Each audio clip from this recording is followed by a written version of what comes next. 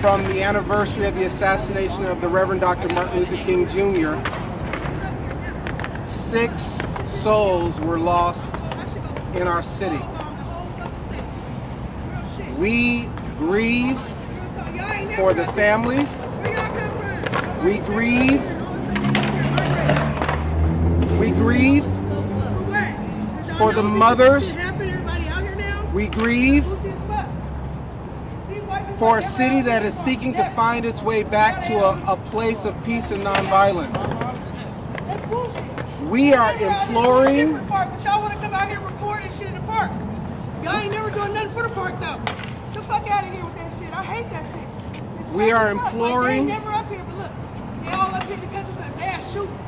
So now all people can do something about it. They ain't doing shit. We are imploring the city, the country, and those involved to come forth if you have information about the violence that took place and assist our community with helping bringing peace and compassion and a sense of healing and restoration back to our city. We're at a time when we have witnessed in our nation the eruption of anger in public spaces to such a degree that war seems to be the only resort for resolving our differences. And we're at a time in our nation's history where we want to begin to change the way that we interact with one another in managing our own emotional, mental, and social hygiene. Violence cannot drive out violence. Darkness cannot drive out darkness. Only light can do that. Hate cannot drive out hate. Only love can do that. And so this evening, we are here to light a candle. Because we believe that if any one of us can find the light of compassion, can find the light of forgiveness, can find the light of peace within ourselves, then the promise for a world that works for everyone is possible. We stand with all hurting people everywhere. We stand with hurting people in the Ukraine. We stand with hurting people in inner cities all across America. Those in Chicago where gun violence is rampant. We want to say to the world, we want to say to the nation, lay down your arms and open them up to one another so that we can begin to heal and let that healing start right here and come on, right now.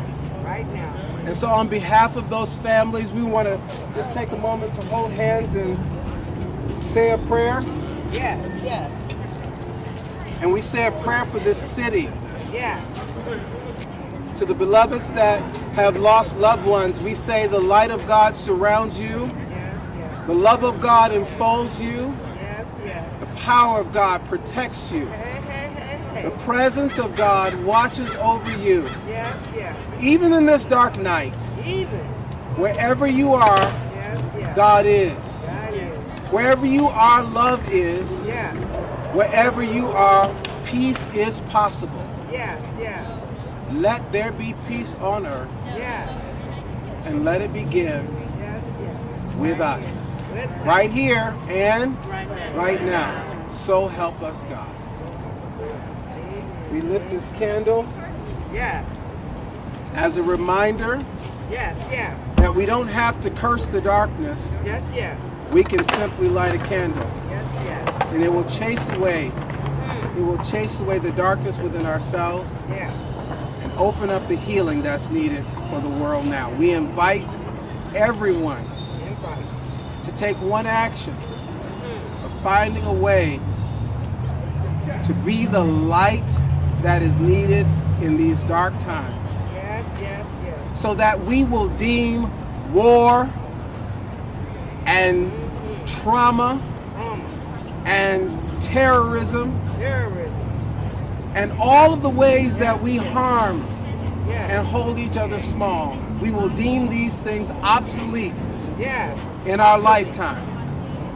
For those in this city who are of African descent, who are suffering from another trigger, we have created an organization that brings together faith communities along with individuals in the mental health community called Safe Black Space to support people with the support, the assistance that they need to move through this trauma that they're facing. Dr. Christy Hagens is here, and she can say a word about what people can expect if they need the mental health support. Thank you.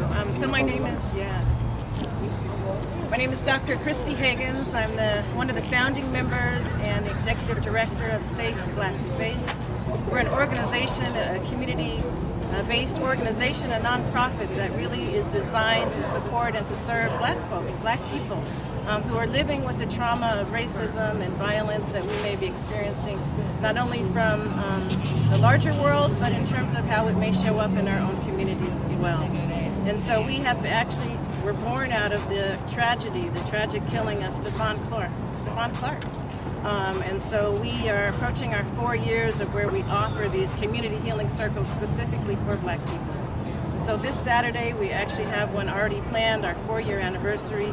So if you identify as someone who's African American and you're being impacted by these issues, as well as many others, you're invited to join us.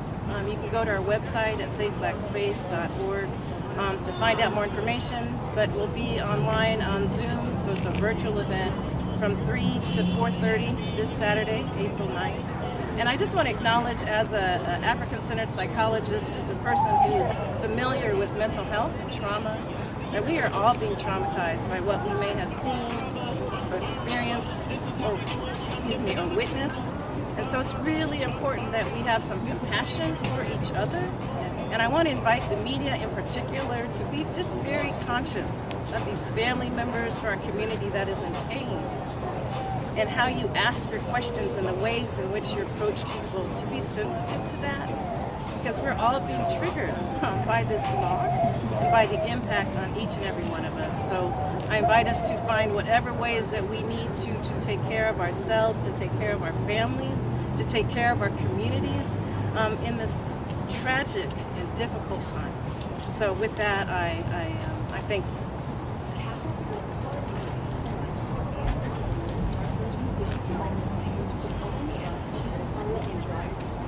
Thank you everybody for coming.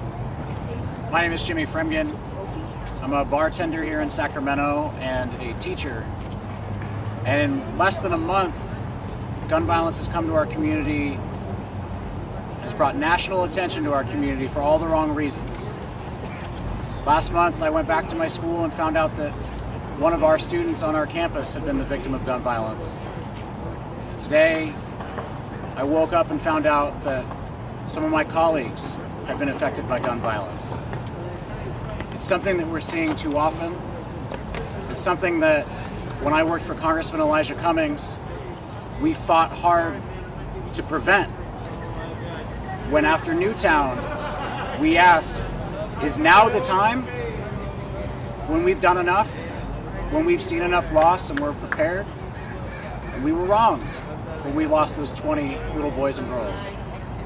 And so when you're asking yourself now and you're thinking about, if you're a bartender leaving work at 2 o'clock and you're wondering if you're safe to walk home, if you're somebody that's going to school and you're wondering if your child, or dropping your child off and wondering if they'll come home safe, we need to ask ourselves hard questions.